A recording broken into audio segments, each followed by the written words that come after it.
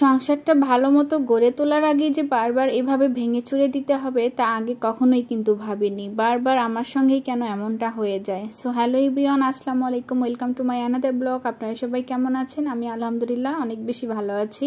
কয়েকদিন থেকে আমার শরীরটা একদমই ভালো নেই। আমার কথা শুনে বুঝতে পারতেছেন, অন্যদিন যেমনটা আল্লাহর সঙ্গে কথাগুলো বলি, কিন্তু আজকে কিন্তু আমার মন মাইন্ড শরীর কিচ্ছু ভালো নেই। সারাদিন মনে হয় একটু শুয়ে বসে থাকতে পারলে হয়তো শরীরটা ভালো লাগবে, কোনো কাজে মনটা বসে না। আরো তার উপরে খুলেছি পেজের জন্য ভিডিও বানাতে তো একদমই ইচ্ছা করে না, যদিও ভিডিও করার মতন কিন্তু অনেক কিছুই আছে, কিন্তু মনটা একদমই চায় না যে এই ভিডিওটা করি, এই কাজটা করি। সব সময় মনে হয় শুয়ে থাকি এরকমটা লাগে।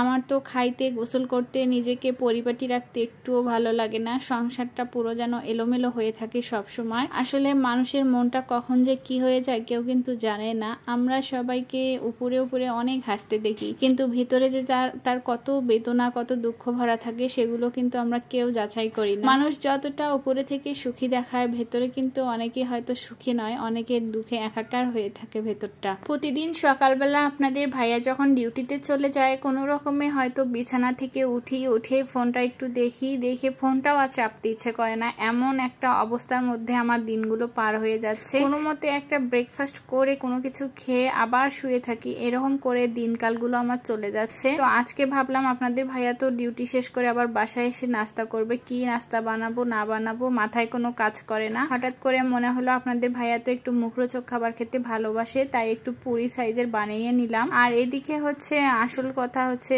একটা সংসার গোছানোর আগে আমার বারবার ভেঙে দিতে হয়। এ নিয়ে আমরা 3 বার বাসা চেঞ্জ করলাম, কিন্তু মনের মতন বাসা কিছুতেই খুঁজে পাচ্ছি না। এখানে যাই ওখানে যাই, কিন্তু সবকিছুই আমাদের সঙ্গে ম্যাচ করে না। এখানে আসলাম পানির জন্য, আগের বাসায় পানি খারাপ ছিল, তো এই বাসায় এসে আবার পানিটাও খারাপ। আবার আপনাদের ভাইয়া যে বাইক রাখবে সে জায়গাটার উপরে কোনো ছাউনি নেই, মানে উপরে কোনো কিছুই নেই, যার কারণে বর্ষাকালে এখন বৃষ্টির কারণে আপনাদের ভাইয়ার গাড়িটাও নষ্ট হয়ে যাচ্ছে। তার উপর আমি আবার খুলেছি পেজ, এই পেজের জন্য যে ভিডিওগুলো করব সেই রকম পরিবেশও এই বাসায় নেই, মানে রান্নার রুমটা অতটা আমার কাছে ভালো লাগে না, যার কারণে সুন্দর সুন্দর ভিডিও বানাতে পারি না। যেহেতু এই প্রফেশনে একবার নেমেছি, এখান থেকে তো আর ফিরে যেতেই পারতেছি না, তাই আপনাদের ভাইয়া ডিসিশন নিয়েছে যে এই বাসাটাও আমাদের চেঞ্জ করতে হবে। অথচ এই বাসায় আমরা প্রায় 5-6 মাস মাত্র এসেছি, তার মধ্যে আবার এই গোছানো সংসারটা এলোমেলো করে অন্য জায়গায় চলে যেতে হবে। সে বাসা চেঞ্জ করার জন্যই আজকে সন্ধ্যার সময় আপনাদের ভাইয়া আর আমি একটু বাহিরে বের হয়েছিলাম। আসলে বাসা চেঞ্জ করা যে কত একটা প্যারার কাজ, যারা চেঞ্জ করে তারাই একমাত্র বুঝবে।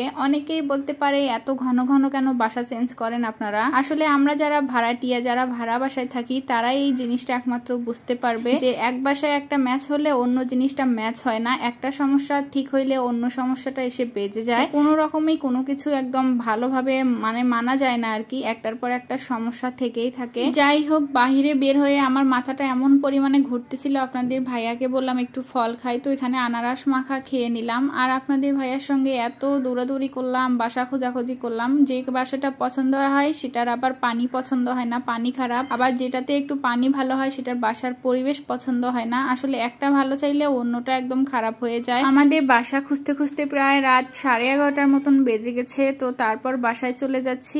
আজকে এই পর্যন্তই, সবাই ভালো থাকবেন, আল্লাহ হাফেজ।